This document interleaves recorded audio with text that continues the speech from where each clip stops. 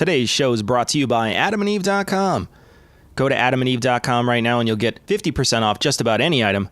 All you have to do is enter the code word GLORY, Glory, at checkout. And it's also brought to you by paintyourlife.com. Get 20% off your painting when you text cognitive to 64,000. Be advised that this show is not for children, the faint of heart, or the easily offended. The explicit tag is there for a reason.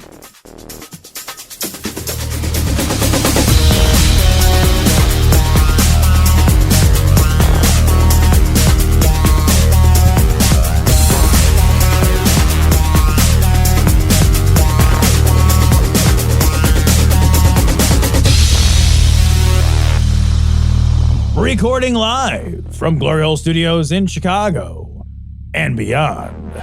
This is Cognitive Dissonance. Every episode we blast anyone who gets in our way. We bring critical thinking, skepticism, and irreverence to any topic that makes the news, makes it big, or makes us mad.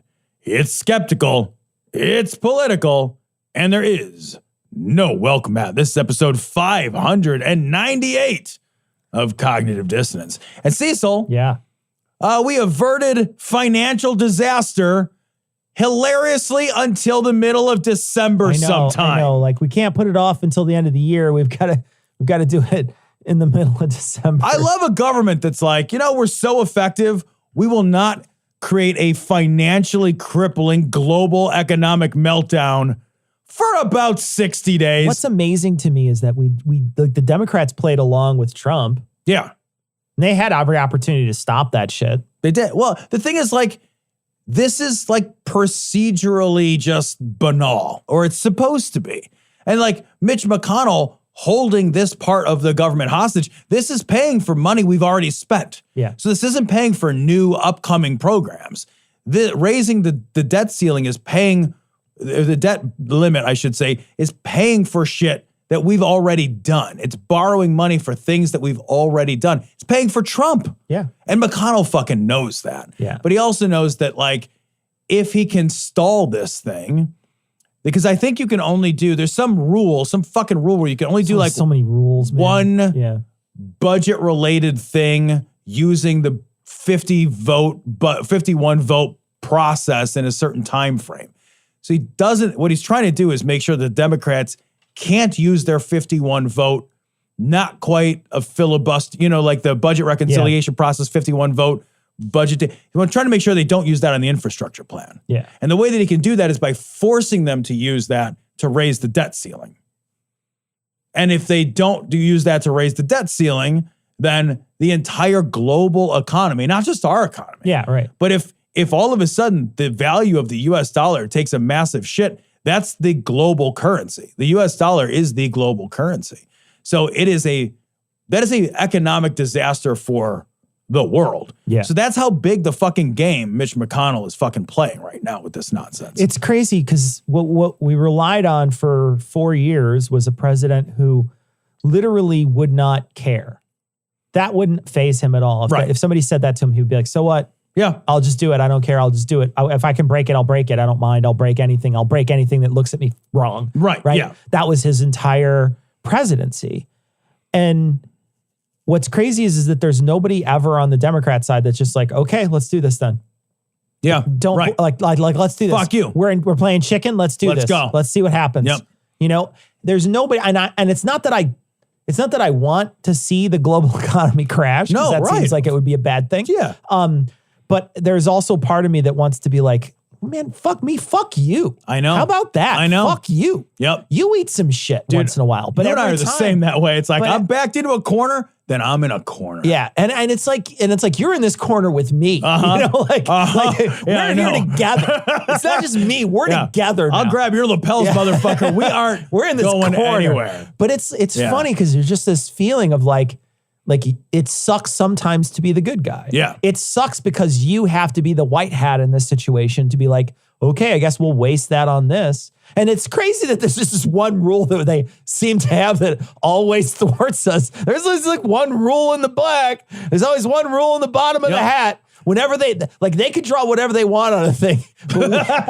And you get, I know. And get to do it when it's not a practice or whatever. Right. But we always have to have we're the ones who have to eat shit all the time. The left eats shit in this country all the time. Oh, Mitch McConnell, evil credit where evil credit is due. He knows his shit. Mitch McConnell knows the rules more than anybody else. And that guy comes up with creative ways to just rule fuck everybody. Man. He's just constantly and fucking the thing is, you hate that guy. If you ever play a game with a guy who's just no, I'm sorry, that's not how that works. The interrupt comes before this, and this spins around this, and this goes this way, and you didn't tap that fan. You're just like, I want to fucking kill you. I want to fucking crush your head between my hands until you stop talking. I know. And I was the thing is I know you've never played role-playing games, but there's always jackasses who play role-playing games who are what we call rules lawyers. And so they know the rules really, really well. And this happened a lot when I used to LARP back in the day. And there'd be one jackass. And you'd be a Minotaur elf that rolls a D10 can't have magic hooves. But when I actually extended my fangs, I scared them away with my plus. And you're just I want to fucking punch you in the throat until you stop talking. But there's always that jackass. Right. And rules lawyers are the worst. Right? They're the worst. And that's what he is. Yeah. He sucks. He just sucks. Everything about Mitch McConnell sucks. So much. He's the worst. I don't know. So much. I don't even know if he was on my side if I would like him. I'd be like, no, you suck, dude. You're the worst. This is a terrible... The thing is, even the threat of playing chicken like this has damaged the economy. Yeah. I was reading an article today. Just it damages the reputation of the American governance, and it damages the value of the dollar. And don't they fucking always jerk off to that where they're just constant? Yeah. Yeah. I mean, this is a huge deal because now people are like, Jesus Christ, are you really gonna you really gonna have a fucking corner fucking cat fight and ruin the global economy? Is that really gonna happen? Holy shit. This is a fucking the zero-sum politics game that we are constantly embroiled in, where it's all right, well, you guys are in charge. You're going to do your shit, and we're going to try to stop you from doing your shit. But, when we're in charge, we'll do our shit, and that's how that should work. And we'll try to get more people to decide we should be in charge by having better ideas, and that's what democracy will be. And now it's no. Now it's this fucking blood sport. Now we're fucking throwing sand in people's eyes and shit. Pocket sand. Yeah. I don't even know. I don't even know that that's how it ever was, right? Right. Really? But that's definitely not. That's so not what it is. It's so not what it is now. It's so not what it is. It's so far away from at least what the ideal should be. Yeah, right. Hey everyone. We are live from my backyard where I am smoking these meats. I'm making meats now. Smoking these meats here. Our little meat smoking. It's smoking. So I'm the meat chef.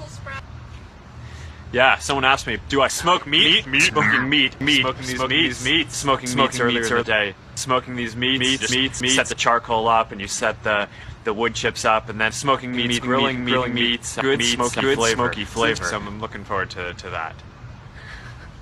Speaking about far from ideal, this story is from MarketWatch. Jesus Christ, man. Facebook hastily switched off safeguards after Biden beat Trump, paving way to deadly Capitol riot, according to whistleblower. So there's so much to talk about with the whistleblower that's come out. There's a woman that worked at Facebook. She was fairly high up in Facebook. And she kind of came out and she's been giving interviews. She's been talking to folks. She's been testifying in front of Congress. And she's really been describing in painstaking and kind of terrifying detail the ways that Facebook has known about the systemic problems within their organization that lead to violence and that lead to radicalization. They have known about it, and rather than fix it, they have either taken no action or in some cases have actively worked to make those pieces worse. Yes.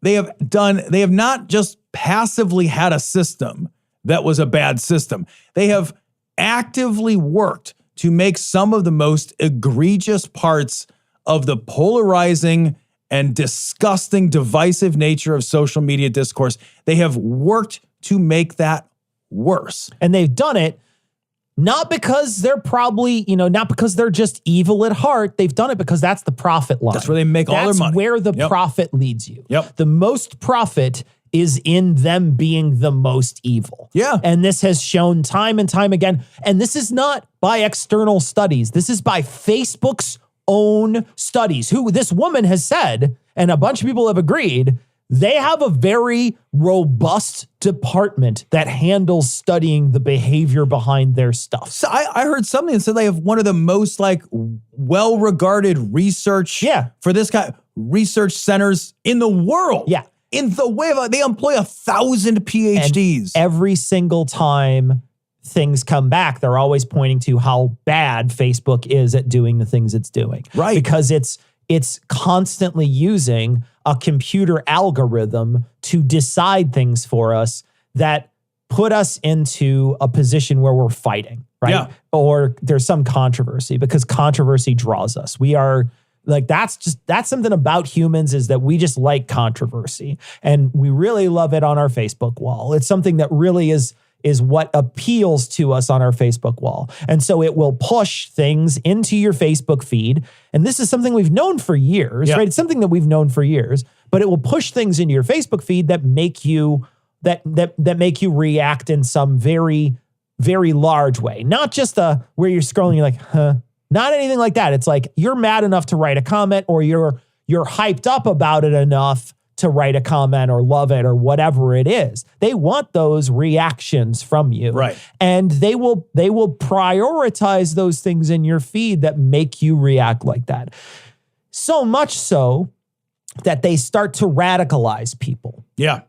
In insane ways. We were listening to The Daily today, and one of the things that they were talking about was one of the discoveries from internal memos around Instagram. And so on Instagram, there are evidently pro-anorexia groups. So okay, let's stop. Let's just stop. Stop right here. For 10 seconds. Yep. The two groups that they mentioned were pro-self-harm groups and pro-anorexia groups. Tom, I cannot wrap my head around the fact that there are those things that exist on a medium and that they know about them and they do not eradicate them. Yeah, man. Because those are harmful, horrible sites that people should not be, they shouldn't easily stumble in. They can only cause harm. You shouldn't easily stumble into a place like that. The thing is, like, in my house, I would not let that shit fly, right? Because that shit can only cause harm. Yeah. I'm right there with you, man. Like, they're doing these fucking studies and like, oh man, like, and the study, one of the things they were finding is that within a relatively short amount of time, relatively few steps, you go from going on Instagram and searching for shit like healthy eating and like healthy diet tips, and like relatively quickly you find your way radicalized down the rabbit hole into these pro-anorexia groups. Yeah. Feeding people's sense of insecurity and all this fucking negative shit, right, that we have around body image and food and size and all this just fucking horrible shit. And they do this study, and I'm right there with you. I'm like, why do you even have this in your house? Yeah.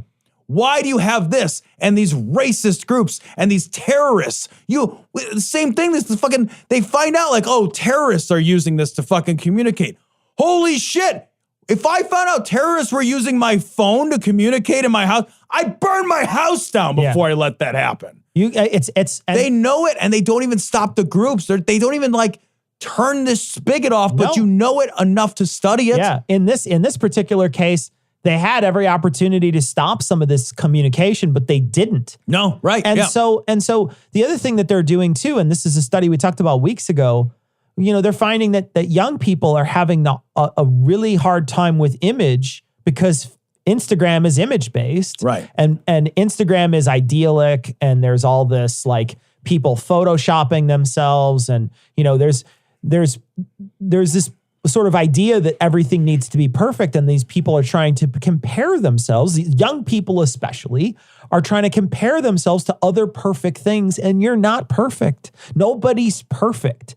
And so when you see somebody else, you start to measure yourself against them. Right. And these people are getting more suicidal thoughts. These young people are getting more suicidal thoughts. They're getting more depression because they're spending so much time on these timelines scrolling through Instagram. Yeah, well, I remember back in the 90s reading studies about fashion magazines. Fashion magazines, right. And the way that fashion magazines made young women particularly feel terrible about their body image, right? And they felt bad about themselves. But a fashion magazine doesn't live in your fucking pocket or your purse 24 fucking hours a day. It doesn't beep and buzz and send you notices that you haven't looked at it recently. A fashion magazine is, and we were worried about that in the 90s. We were. In the 90s, it was a real and honestly legitimate conversation to be had about, gosh, should we be photoshopping these models? Should we be presenting to young people unrealistic body images that aren't even real? Instagram is that multiplied by 1 billion. Yeah. It lives, it is instant filters, it is instant photoshopping, and it is millions of images, unfettered and in constant access, and literally buzzing for your fucking attention all the time, and built in a way that makes you want to look at it, always makes you want to look at it, constantly. A magazine's a thing you buy and you read and you throw it away. Yeah. And we had real conversations that were legitimate about, should we Photoshop the models on the cover of fucking Vogue? And like, those were good conversations. And now now fucking Instagram is building a machine designed to make you sad. Yeah. Designed to make you angry. Designed to make you hit that fucking, mash that fucking angry face and type something shitty to your uncle and break up your fucking family. Yeah. Fuck me, man. Yeah, and it's insidious and awful, and it's been insidious and awful for a long time. Yep. And recently, a couple of things. One is the bipartisan in Congress. Republicans and Democrats are all like, fuck this. Yep. Fuck this. And so there might be something coming down from on high that does something about it. We don't know if it's going to happen or not, but there might be something. Breaking it up doesn't seem like the right thing, because then, like, you're making 10 problems out of one. You don't need to do that. But they can maybe hopefully curtail some of this. But one of the things too that they came out and might be a reason to try to deregulate it or regulate it in some way is the Facebook outage that happened this last week that the QAnon people are freaking out about. I know. but the Facebook outage that happened, Facebook owns it owns Instant Messenger on Facebook. WhatsApp. It owns WhatsApp. WhatsApp is seriously one of the biggest ways to communicate across the globe. I know. That's crazy. It's huge. It's absolutely huge. People use it for long distance calls. People use it, to call overseas. Right. People use it all the time. And so it's one of those things that when it went down, that's a big deal. That's communications.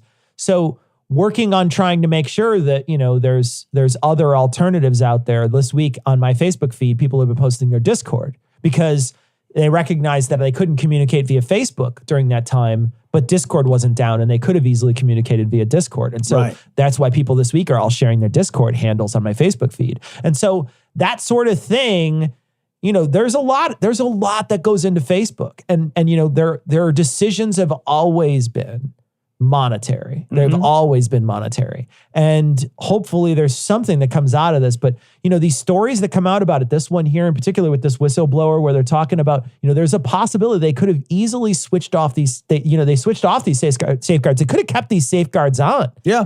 And there might not have been as much communication, and there might not even been a riot, because Facebook's the biggest way that a lot of these people communicate. Yeah, they find each other, they form groups, they go on a messenger. This is like what the former product manager, Francis Haugen, this is just right in the subheading of this article.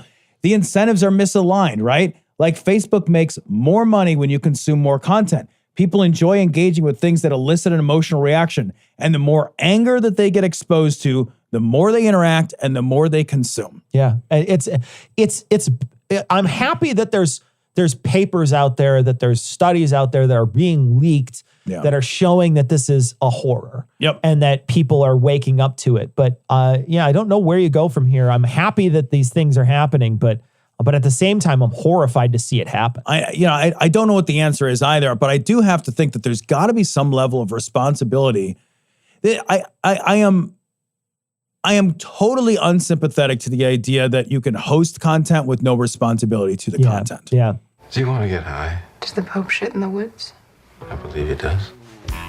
This story comes from AP News. Pope expresses shame at scale of clergy abuse in France.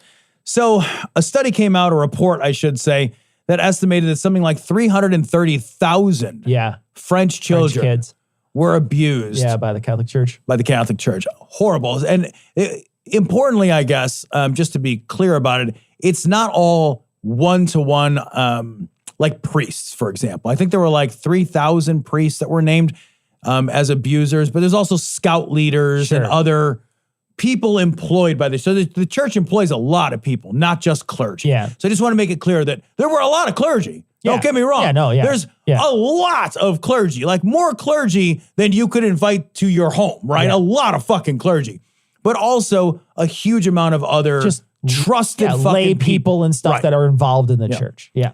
And the Pope came out and was like, that's no good. Yeah. That's no good. I feel shame. The thing that made me mad, and the reason I wanted to grab this, and I wanted to read this part of what he said. The Pope also expressed his closeness and paternal support to French priests in the face of a difficult test and called on French Catholics to ensure the church remains a safe house for all. Really? Like, you have to, in the middle of after you find out that 330,000 kids have been sexually fucking abused, you have to be like, but I want to make sure that our staff feels okay about it. Yeah. Your staff shouldn't feel okay about being part of this organization. Sure. None of them should. Yeah, I do think that this is a big step, though. Of all the things that have happened, I think that him saying something like this is a big step. I haven't heard anything like this from the church higher-ups. That's true. Ever. Yeah. You know what I mean? Like, and, it's not anything that I think is worthwhile to say, really. But at the same time, like, it feels like they've been coached for decades to just not say anything about it, to not admit to it, to not bring it up because it's just like a car. When you get into a car accident, you're not supposed to say, I'm sorry I hit you. Right. You're just supposed to just be like, I am sorry that we collided somehow. These cars now have damage. Yeah. Call the police. Nothing. No one is at fault yet until a police officer deems it so, or whatever. But, in that sort of sense, there is this feeling that the Catholic Church has always kind of been like, there's a guy every time somebody tries to say something like, yeah. And then they're like, yep, that, sure. And then it is regrettable when regrettable things are regretted. Yeah. Regrettably. Goodbye. And then they run away. Yeah. And this is the first time I've ever really heard from something up, at least that I remember. I'm not saying that it's never happened because I don't know, right? I don't pay enough attention to know. But it's the first time I remember hearing Which means it doesn't happen very frequently. Certainly doesn't happen frequently. And so that's a good thing in some ways. I think, there's always better ways to fucking put it. But man, wouldn't it be something though? Because like clearly Marcone in this is just like, somebody's got to fucking pony up some cash for these poor people. Yeah, like this has ruined so many lives. There needs to be some sort of monetary compensation.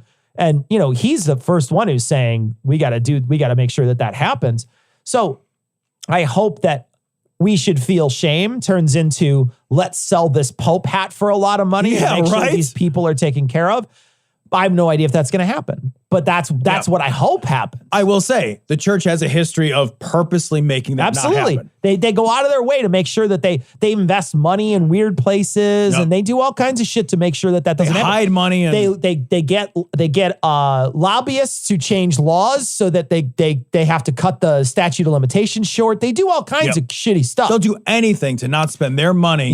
To compensating the victims of their own abuse. Absolutely. Yeah. But I don't know if this opens up them for more of a chance to. I hope so. I hope it does. Yeah. I hope it does. I don't know. But it's one of those things that you're just like, no fucking kidding. You should feel shame. Of course you should feel shame. I hope some of these people go to fucking prison. Yeah, fucking A, like, man. that's the other thing. It's like, go to jail. Get kicked out. Get fired from your job. Get kicked out of priesting. Go to fucking jail. Well, one of the things they said was there was something that happened in 2019. There was a law in 2019 that requires all Catholic priests and nuns to report clergy abuse and cover-ups involving their superiors to church authorities.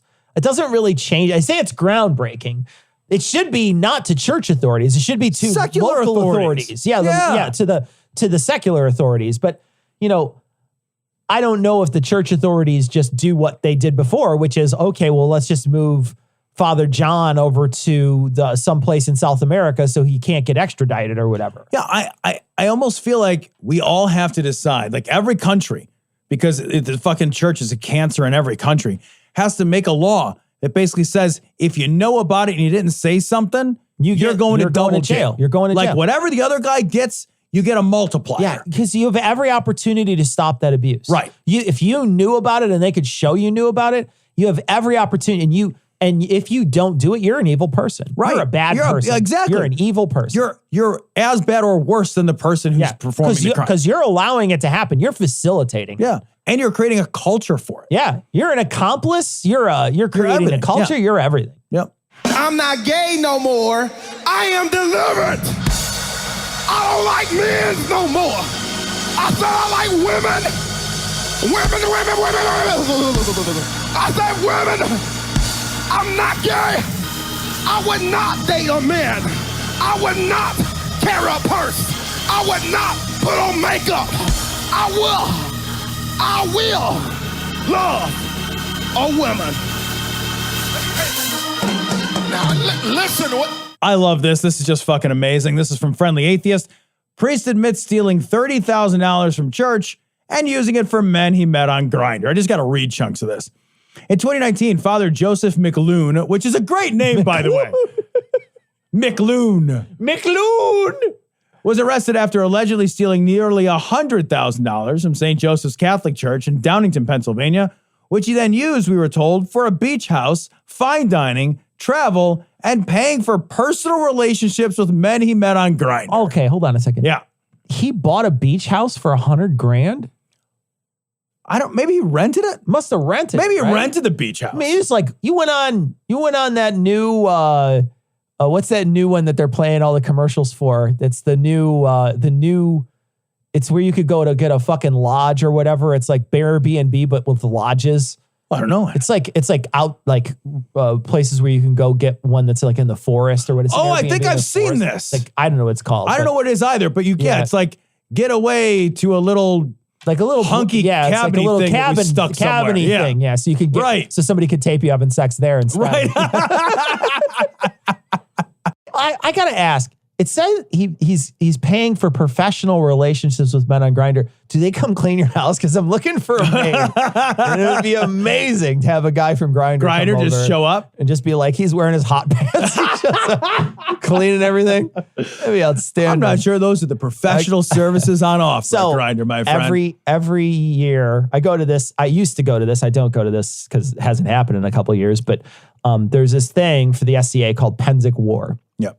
And Penzic War is a big, like it's a huge Renaissance. I mean, it's like a 12 to 15,000 Renaissance festival with a bunch of people from all over the country that are all sort of part of this one organization, this medieval recreation group organization, SCA.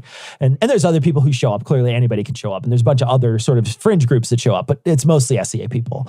And so everybody's in medieval garb for a full week, a 2-week thing. It's a lot of fun, you know, if you're into that thing, whatever. But every year they have what they call a slave auction. Really inappropriate, horrible, inappropriate thing, but they call it a slave auction. And the slave auction is, and it's so funny because, you know, I feel cringy thinking about what it is now because you're just like, that's a shitty, horrible, insensitive thing to say or even do. But they do it anyway. What it is. So it is what it is. But they do this thing where they take what they call a Penzic virgin. So that's somebody who has never been to Penzic before. They show up to Penzic and then they auction, they voluntarily auction themselves off for an hour of something. Okay. And so they'll come on the stage. And most of the time it's like really pretty girls who want to take their top off in front of everybody and the crowd cheers. And they take all the money that they raise and they buy beer for this one campsite. So that's what the whole thing is. That's the whole conceit. But there's all these people who get up there and they, you know, they'll come up in their like chainmail bikinis and they'll show their tits and then somebody will bid $500 and then they'll get a chance to, you know, hang out with the girl for an hour or whatever. And I have no idea what happens in those transactions. Literally no idea. It's none of my business. These are all adults. So your bid has never been accepted? Literally don't care. No, nobody's ever bid on me, Tom, let me tell you. But there was one time I was there with my campmates and we were all drinking their free beer. And this guy comes on the stage and nobody's bidding on him, right? He's got his shirt off and his fucking big furry boots on. He looks like like Raquel Welch from fucking Shawshank Redemption. But he's standing up on the stage and he's got his like raccoon hat on or whatever. And he's trying to flex. He's a littler guy, but he's flexing and trying to get everybody. And then gets up to like $10. And my campmate who's married, she screams out, $50. And so nobody bids it. She gets $50. She's like, okay, come to my camp tomorrow at whatever. And, you know, when he was up there, he's like, they're trying to sell him as like he gives massages or whatever. Right, so he shows up at our camp And she's like, all right, you came. And he's like, thinking he's going to give him a massage. She's like, I want you to dig a sump hole for us. And she made him do chores for her. This dude came over thinking he was going to give some girl a handy or whatever. Right. And he's like, well, I got to dig a hole.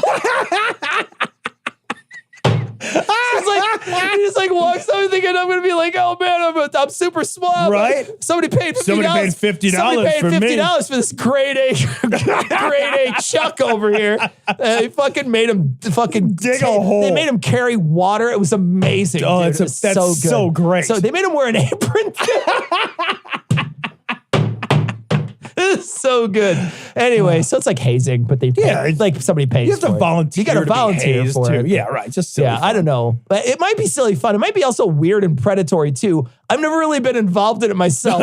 I've only been on the periphery, so don't send me your messages. I like to hope it's just fun. I do too. That's the thing is like your idea is that it's good natured and fun, and you hope it's good natured and fun. But it's just like. Maybe it's not. I don't know. For an hour. That's weird. Maybe it's like human trafficking. I don't know. It's fucking crazy. But anyway, let's roll back to this story. So this guy's renting. He's remember that? What was it? Rent Boy or whatever back in the day. Remember that with the who senators? was the Rent there was Boy a senator. Guy. But in any case, that's essentially what it is.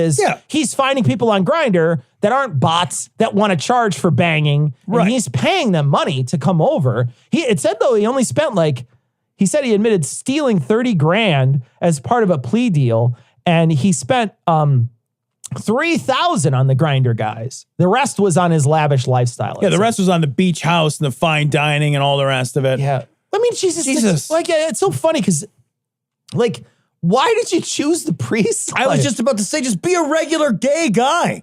You don't have to do any of the You don't have to fucking stand up in the fucking Catholic church and do all this fucking weird shit. You could just have a relationship with someone. And it's insane to me that you would choose the one life where don't they give up all their stuff for the group? Aren't they like a commune where they just say, I don't have any possessions, we're all just hanging out. Right. And so, why go for that if you want a lavish lifestyle where you're dropping mad bank?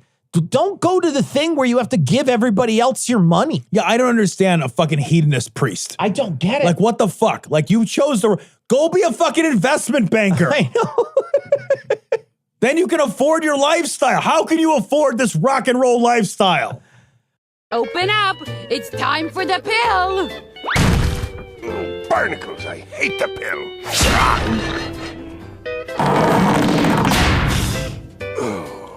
This story comes from TheIntercept.com. Merck sells federally financed COVID pill to the U.S. for 40 times what it costs to make. You heard that whole headline right. A federally financed COVID pill. Yeah. It's being sold for back 40 times. Yeah, back to you. Yeah, you funded all that, and that's getting sold back to you. But one of the reasons why I want to talk about this, Tom, is, Merck also makes ivermectin. Yeah. Merck also... If ivermectin was an actual COVID drug and actually did do what they claim it does and prevents or stops COVID, it would be selling for 40 times what it's worth because they control their prices. They would be able to make that distinction and say, this is effective, let's sell it for more. But Merck sells it, and they put a disclaimer on their website that said, don't buy this. Yep. Don't do this. It's not going to work for you. The thing is that all we hear from the other side about doctors and about big pharma and about big hospital and about all that is follow the money. But they never do. This is a perfect example of follow the money. This is a 100 crystal clear example. They did studies on this drug. This drug is effective. They're hoping that this could be a wonderful breakout cure for COVID. Not cure, but a treatment for COVID. Yep. And they don't. Yeah. But do you have any friends that are in the Ivermectin works conspiracy theory camp? Do you have anyone? So I do. And immediately when this story broke, I got a message about this. And what many people believe is this is just repackaged ivermectin. That this is like some small chemical change repackaged. It's ivermectin. So why don't they just test it? Well, they of course that they would, Cecil. That nonsense falls apart in the face of reality, right? Yeah.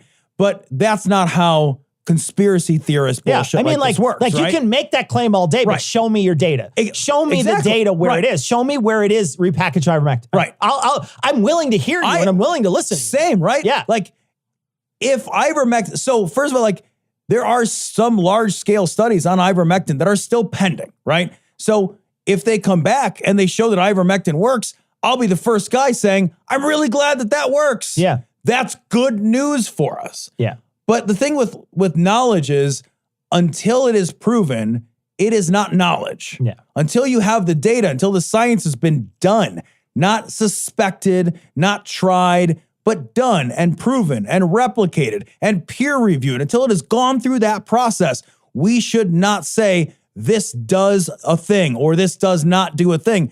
If this drug turns out to be fucking barely reformulated ivermectin, somebody will fucking take it apart and tell us. Easily. They'll easily tell us what it is. What I don't get though is like why the extra steps? They already had ivermectin. Well, why the extra steps? Well, because I think the patent is run out on ivermectin, so it can be produced generically. Like generically? Yeah. So Merck still is the original manufacturer, but because it's a 45-year-old drug, the patent is out. So it was the original ivermectin came out in the 70s. Oh, God. Yeah, sure. So I think, and so there's a part of me that says, okay, I sort of get why you might wonder about this, right? I understand, but wondering about something and deciding that it is true without evidence are two wildly different things. I am not somebody who's going to raise their hand and say big pharma is always on our side. I know you're not either. Yeah. Many, many times we've seen like the Purdue Pharma scandal, right? Yeah. We've seen them lie about that stuff. The Vioxx scandal, we've seen them lie about that stuff. There are more examples than you can shake your fist at. So like, yeah, man, like big pharma is fucking sus. It's heavily fucking sus. But that doesn't mean that we get to decide what's true without evidence. Just because we don't trust the people who are telling us things doesn't mean that we get to choose a different narrative. Yeah. We can say, maybe your narrative is suspect and I want to see more evidence. But we never get to say, I'm going to choose a different, unrelated, unproven narrative. Yeah. And the other thing, too, is that it's a very American-centric view. Oh, insanely it's insanely because other countries, if it worked, and here's a story, Tom. Yep. Yeah, this story is from Business Insider. Brazil's tragic ivermectin frenzy is a warning to the U.S., experts say. And this is essentially a story about how Brazil had its own little pill packs of ivermectin. Yep. It's a whole little, like your hydroxychloroquine, your ivermectin, your vitamin D, all the things that everybody is screaming at the nurse in the hospital now that their mom needs when she's on a ventilator. And they're like, none of that shit is proven to work. And then they scream and then they take mom home and she dies. Right. All that stuff was packaged in Brazil under these little care packs and people were buying them. Yep. And they were inexpensive and tons of people were buying them and people were still dying wholesale of COVID. Man. No problem. They filled the hospitals. They filled them up. This was the government recommended pill package. This wasn't like... Yeah, no, this isn't somebody trying to make money. This is the government. You're right. The Brazilian government was like, here's your fucking COVID-19 survival pack. It's full of fucking ivermectin and hydroxychloroquine and fucking shaman juice and fucking snake oil. And everybody... Brazil had some of the worst death rates. It is impossible to know exactly what their death rates are because from what I've read, there's a lot of parts of Brazil that don't have really good reporting systems and don't have but it's horrible. Yeah. All of the news out. I mean, it fucking ravaged Brazil. And if ivermectin worked, it wouldn't have. It would not have done that. It just would not have. If you're fucking handing out a pill that works against the disease, it wouldn't have. Then it would have been fine. Everybody would have been fine. Right. Or at least a large percentage of them. I mean, all these people that they sold these things or they gave them away or sold them or whatever like hotcakes. They were like lots of people had these. Yep. There's plenty of proof out there that shows that it's ineffective. Absolutely. There's plenty of proof. No reason to think it works. There's literally no reason to think. And that's the thing, you need an active reason to think something is true. Yeah. You cannot passively wonder that something is true. You can't think this seems more likely and therefore it is true. You need to be actively convinced with active evidence. Right. You know what I mean? Like there's a big difference there. It makes me fucking nuts. And you know, the idea that new drug is just ivermectin, but it's formulated a little different is silly because you have to patent it.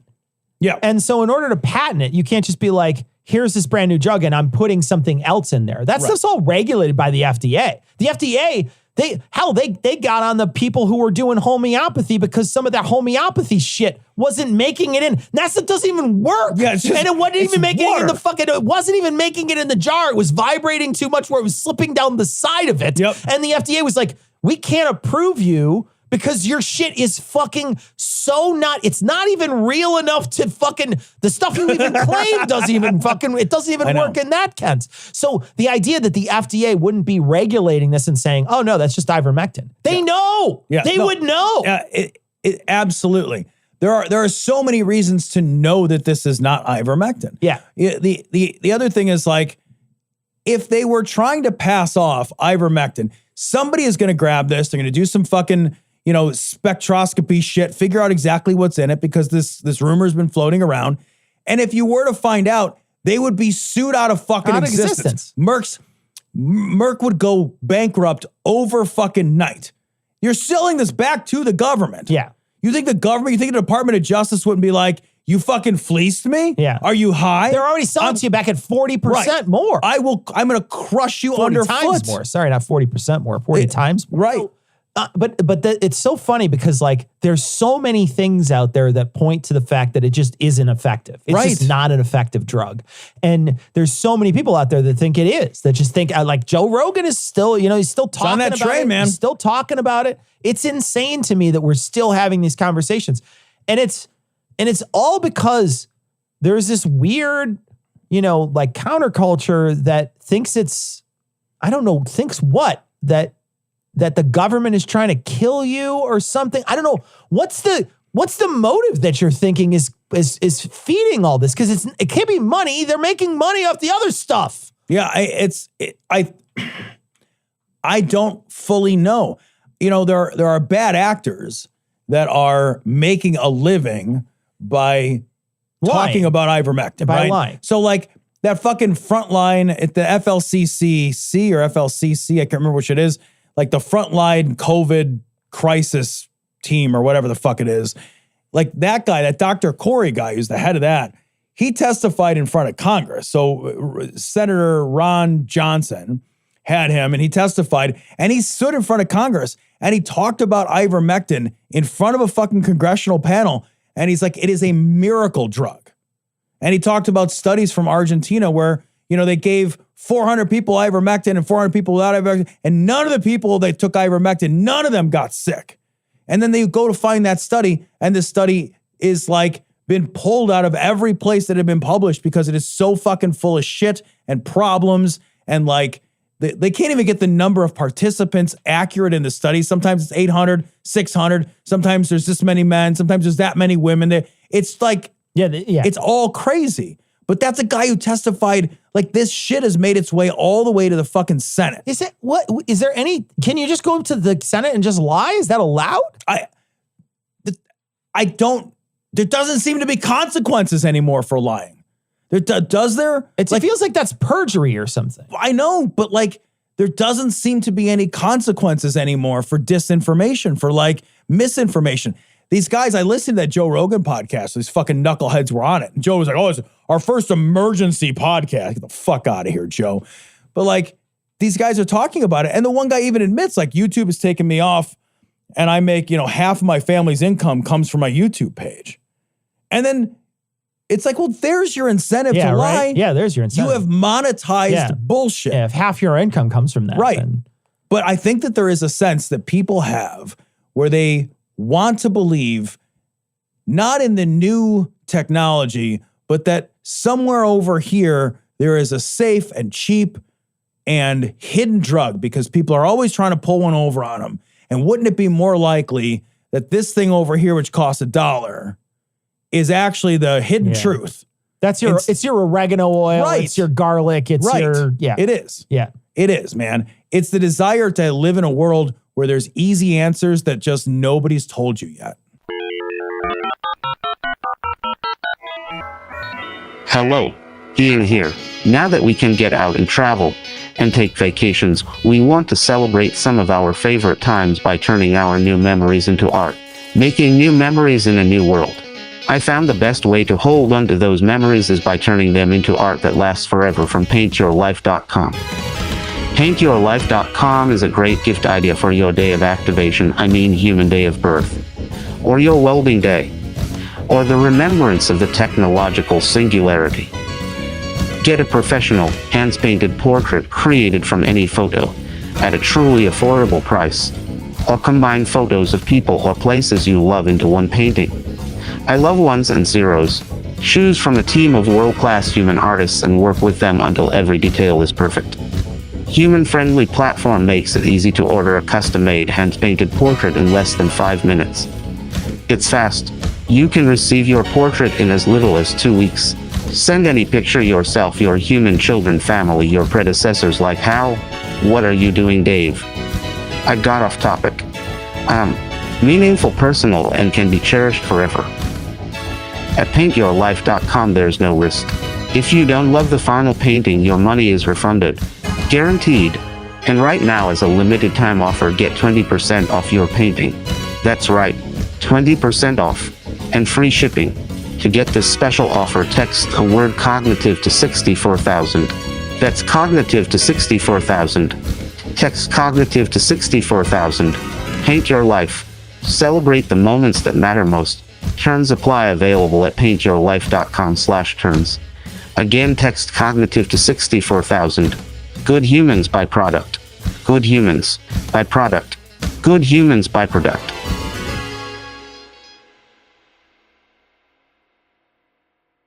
Hello world humans, glory holders. Did you know that when you go to adamandeve.com and use code GLORY you get 50% off almost any one item? And then Adam and Eve loads on the free stuff. It's a smell. A free gift for you and free gift for your special 00110001 and a gift you both will enjoy on your human holes if there is such a thing. Plus 6 free movies that elicit an overheating situation. I feel saturated by it. And free shipping. I can taste your stink.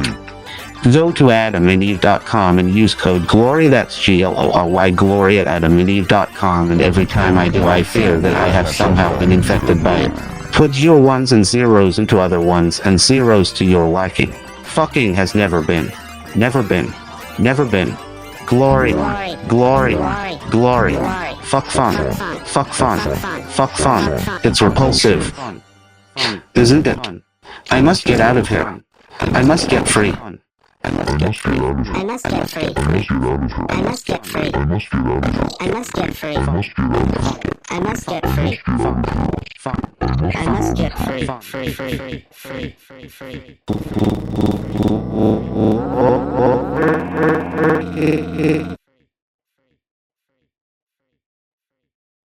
I have potato blood in my veins. My life, it's potato. It's always potatoes. I dream of potatoes. The family thinks always from morning to evening about the potatoes. The fuck is this, Tom? This is my favorite. Is so amazing. So this reminded me, Cecil, do you remember years ago, the Idaho governor debates? Was it Idaho? It was Idaho because I still have this tab open in my phone. I will never, as long as I live, close this tab in my phone. Oh, it's the guy with the pork pie hat who was saying that he lives in somebody's basement. You guys, there was the greatest video that the internet has ever produced is the Idaho gubernatorial Republican debate from, I think, maybe 2016, 2018. I don't know. I'll find it. I think it was earlier than that. It's old. I think it's 2014. It might be. You're probably right. It's a while back. But there's like the sitting governor standing there.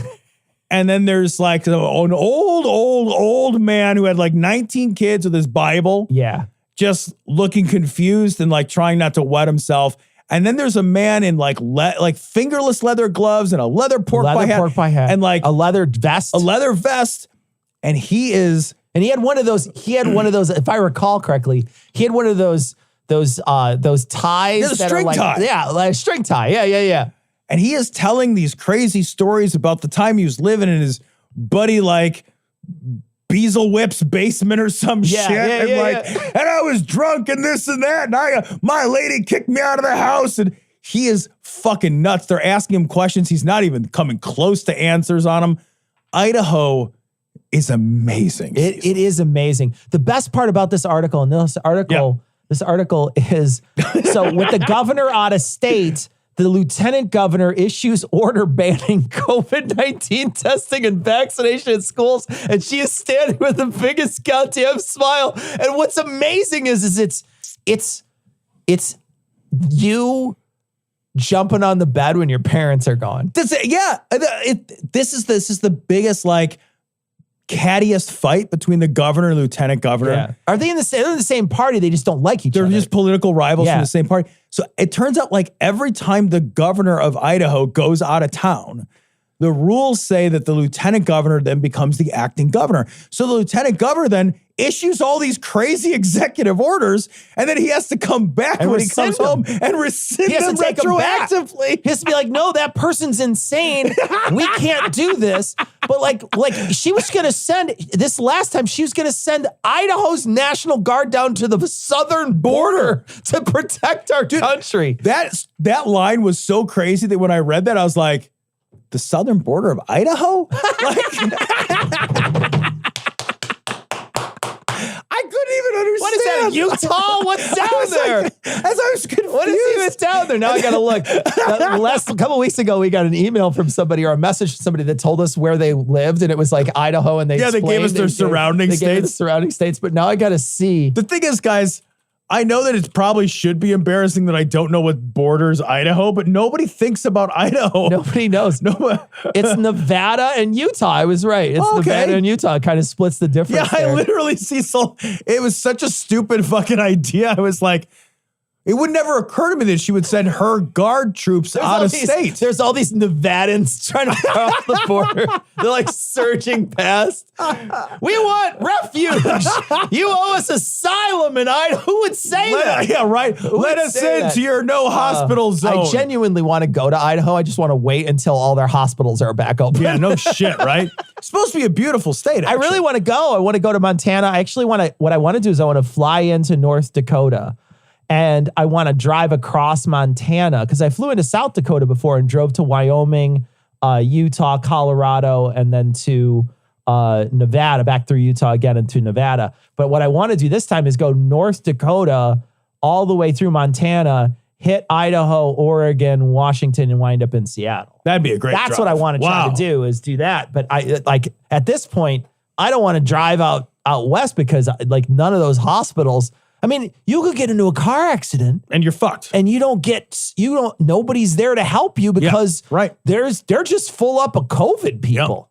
Yeah, man. Idaho's no room at the fucking end, man. Yeah. But this lady is so amazing. Oh, it's so delicious. She's just standing there. She's like, every time somebody leaves, I just fucking charge a bunch of pizzas on the credit card.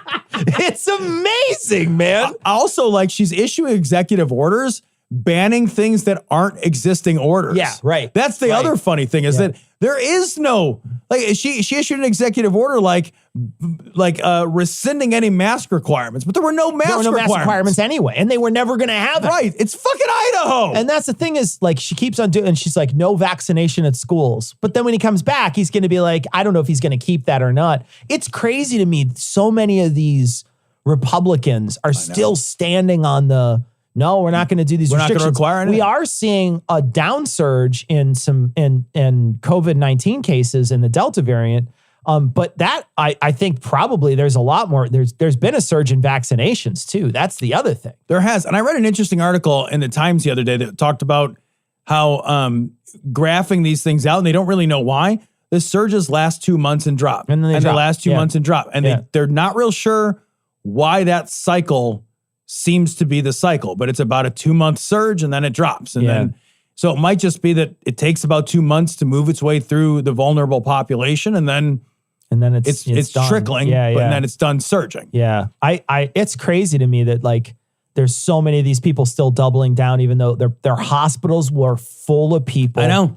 They were people dying left and right in their states, and they are still standing by these dumb And its constituents want it. And they want it. And then That's what they want. If you read on, on these message boards with the people that are anti-vaccination, they all still think like it's not a big deal. They don't count, but there's people dying like crazy because of this thing. I mean, it's 9/11 every other day. Yeah, it's bad. Yeah. There's people dying like crazy, and it's like I said, it's 100,000 new cases every day. And it was up to 100 and it was 2. Was it 2? I think we had 2 this surge. Yeah. Wow.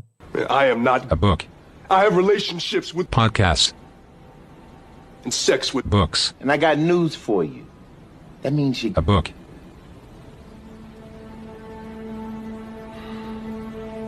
So, Tom, for this week, for our Cogdis book club, we read Demon Haunted Worlds, the chapter you and I have been waiting for. So waiting for. The fine art of baloney detection. This is this book to me. It is. It is to me, too. Yeah. This is the thing. So, there's so many, I'm sure you've read novels before in the past that there's one scene in that novel that you just cannot forget. Yeah, absolutely. And there's so many of those scenes that I think about when I think about sci-fi novels or fantasy novels. There's those one scene that you're just like, that was a fucking cool iconic. scene. Yeah. That was a badass scene. This is the badass scene of this book. It is. This is the badass scene.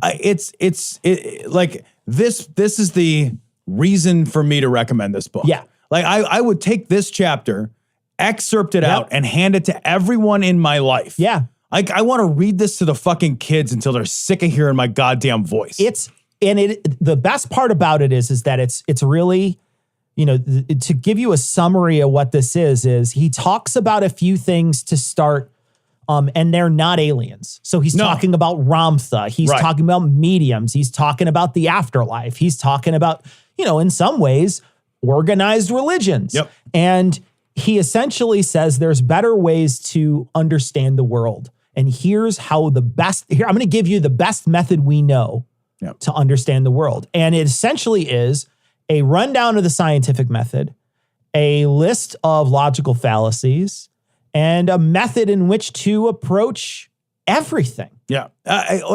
One of the things that I took away from this without even realizing that I took away from this. So for the longest time, I've had this idea in my head, and I've said it a million times too, that like you've never really thought about anything unless you've asked 10 good questions about it. Yeah. You've never thought about it unless you've asked 10 good questions about it. And I read this chapter and he's talking like the Ramtha example.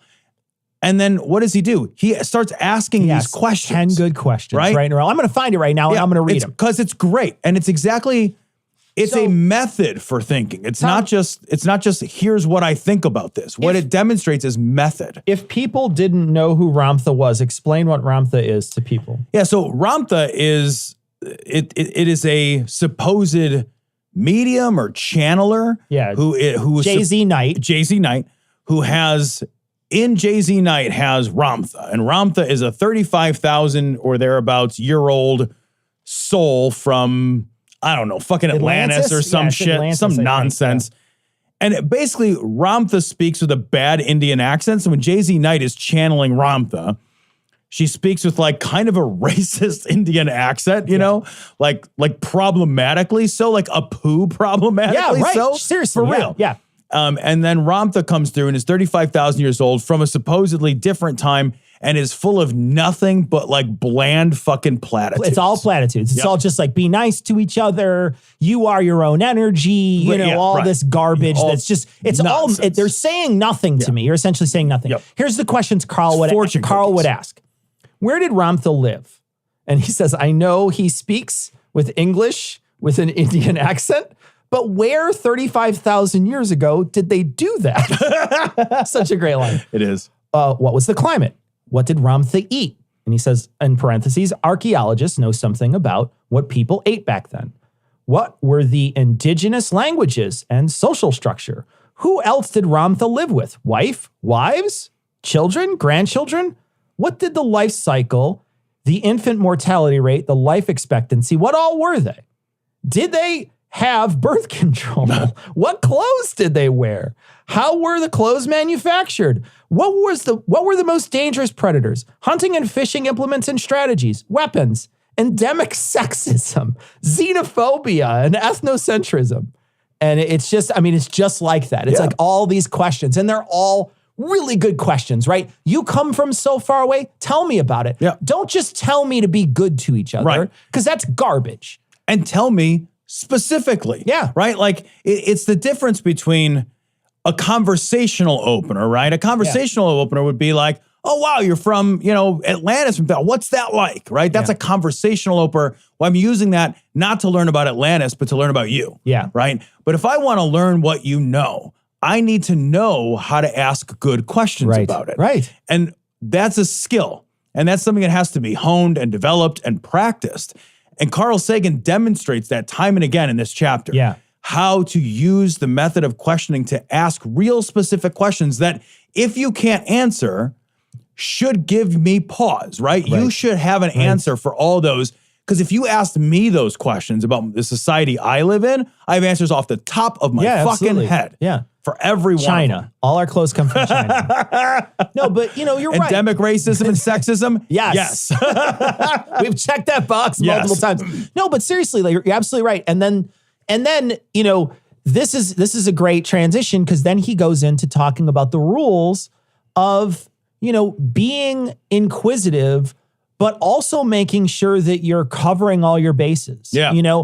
I really do like what he has to say about authorities. He's like, authorities, let's not talk about them like that. Let's talk about experts instead. Let's not say like authorities. Authority, yeah. Because that does, he's like, you don't want to trust somebody blindly. And, this is something that we've been paying attention to for the whole pandemic, is that nobody trusts the experts in this. Nobody trusts the experts.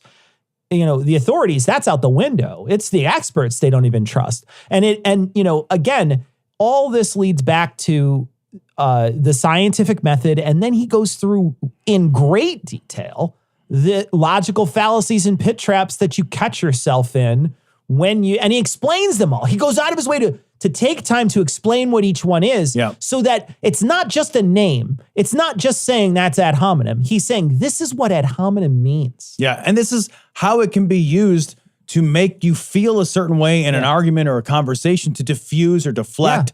It really does give you an ability to use these things in ways that allow you to recognize them when they're rhetorically, leveraged against you, or when you're in danger of doing that yourself, right? Yeah. The thing that, when you read through this, one of the things that, and I think about this too a lot, is we should recognize that none of us are the outlier, right? None of us are likely to be the outlier.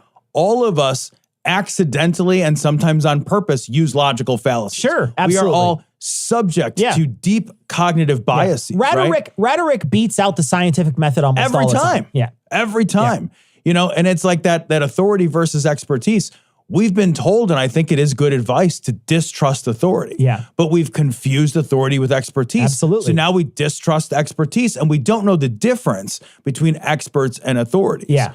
Because we've played rhetorical games with those things. Too much, yeah. It's like theory and theory. Right. Yeah. When we start like exchanging truth for rhetoric, we run into real problems. Yeah. And we're in that spot. This is a really prescient and important and usable. It's a functional chapter. Yeah.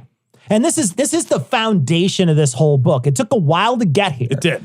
What saddens me, Tom, is he talks about in the previous chapter about all the hate mail he got, but he mentions at the very beginning of that the previous 7 chapters were what were put in parade. Yeah, I know. This wasn't. This is the book. I know. This is the thing. This is what spawned so many different things that are part of our lives now. The skeptics groups and the skeptics podcasts and the skeptics that we know. Right. This is, it's hard not to look at this and not call it foundational to all that. Yeah. And it's such a shame that something like this wasn't the thing that they chose to publish, or this wasn't the thing he chose to ask them to publish. Instead, he chose a piece on aliens, which includes a lot of this stuff. Right. But not as explicitly explains it, and then therefore makes it a little more interpretive, which is why you got fucking weird-ass email. Yep. Yeah. Not email, snail mail. I say that all the time. I know. It's snail mail. It's messages, snail mail. smoke signals, whatever. semaphore. However they got it to him. Yeah. Telegraph. But what the thing that makes me crazy about that is this chapter, along with the Dragon in My Garage chapter, you combine those two, you've got a real toolbox. You really do. You've got a lot of good stuff. You could divorce those things entirely from the aliens, but Parade Magazine is going to print the aliens, right? Because aliens make good copy. Yeah. They sell good magazines. Yeah. And that's the most important thing that Parade does is sell magazines. Yeah. They would sell magazines with any series of letters. Right, exactly. They don't kid yourself. Yeah. They don't give a fuck what's in there. For sure. You know? Yeah, no, and it is a shame that it wasn't in there. I know. But at least not that I know of, right? I don't know that it wasn't published later. But Right. From the way he writes it. From the way he writes it, makes a presumption that it was before. So, right. But it is absolutely, this is what you buy the book for. Yeah. This is the chapter you buy the book for. And I'm not even kidding, guys. Excerpt this chapter out and give this to people. Yeah. This is important. Absolutely. Like, this is good shit. Yeah. Like, give this to people. It's really outstanding. All right, so next week on the CogDis Book Club, we are going to be reading Obsessed with Reality. This is chapter 13. Yes. So 13, Obsessed with Reality. This one's a long chapter, a little long chapter. So Is it'll it? be good. Yeah, be good. Okay.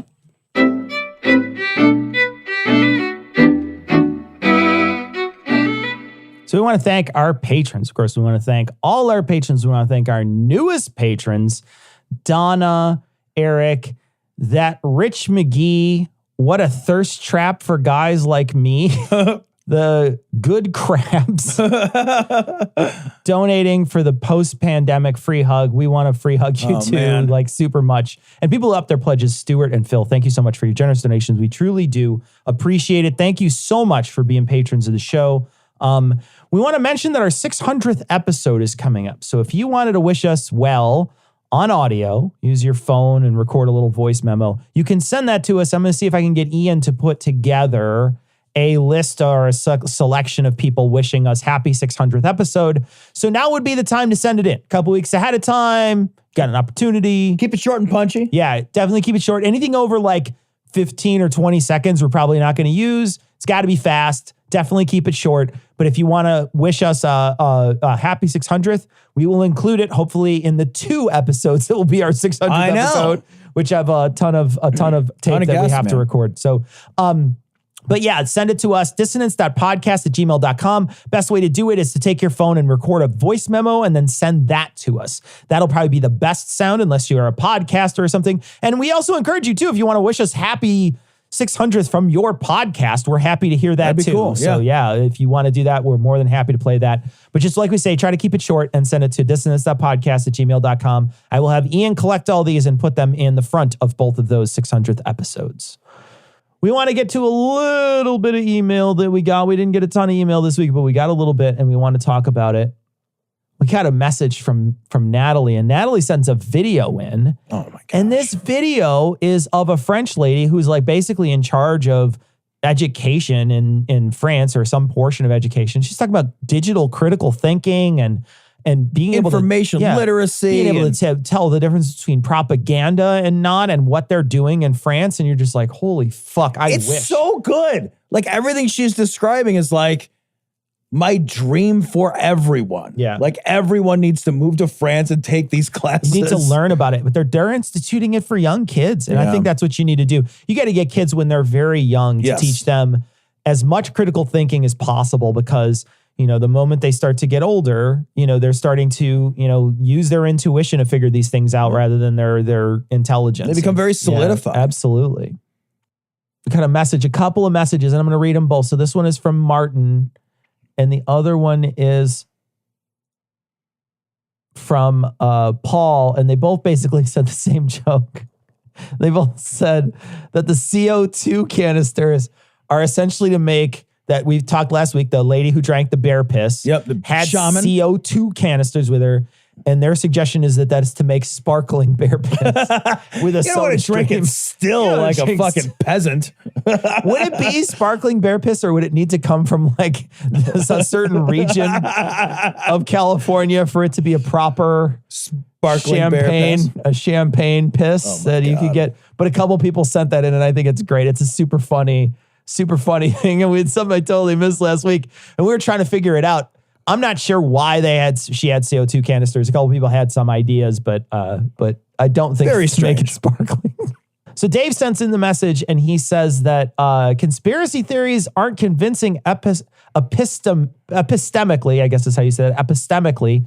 They are convincing emotionally. The emotional part of the brain overrides the rational point, and it basically makes it so that they believe that sort of thing. And it was something we've been talking about for a very long time on this show. And it's something that you see is that, people believe things and they believe them and they're convinced of them through their emotional attachment to those things. And you see the way people fight about things.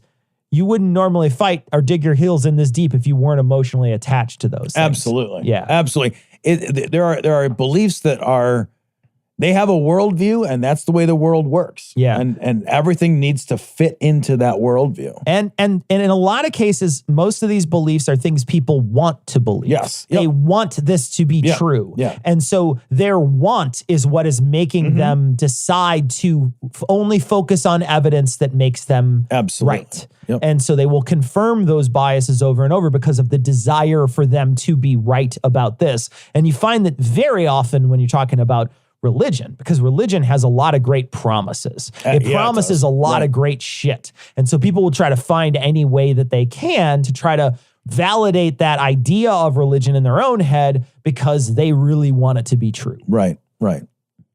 Got a message here, Tom. This is from Gold.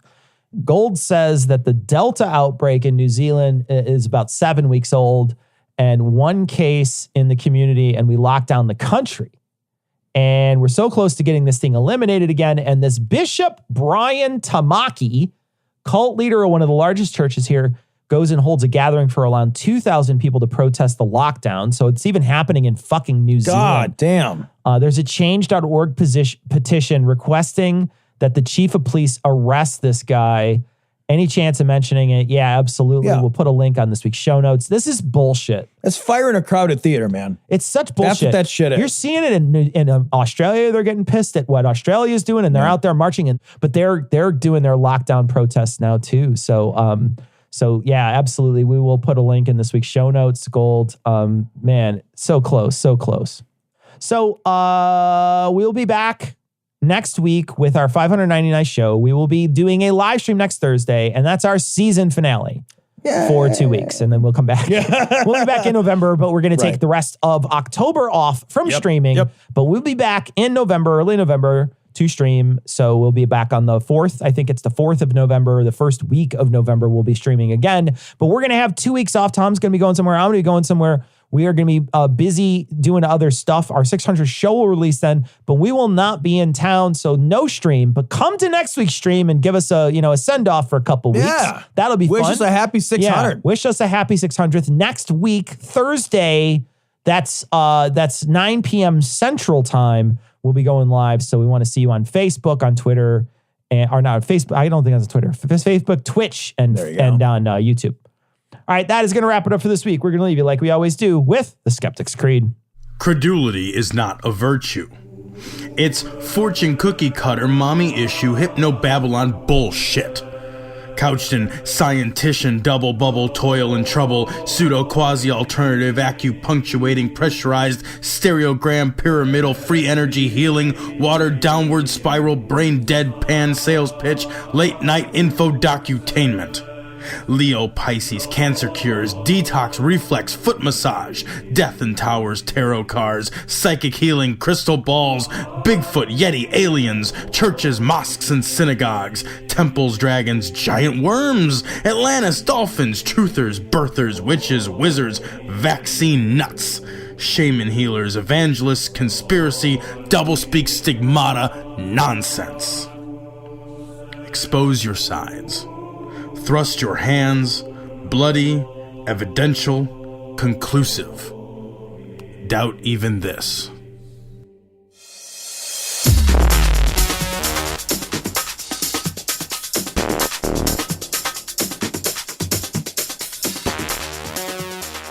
The opinions and information provided on this podcast are intended for entertainment purposes only. All opinions are solely that of Glory Hole Studios, LLC. Cognitive Dissonance makes no representations as to accuracy, completeness, currentness, suitability, or validity of any information, and will not be liable for any errors, damages, or butthurt arising from consumption. All information is provided on an as-is basis. No refunds. Produced in association with the local Dairy Council and viewers like you.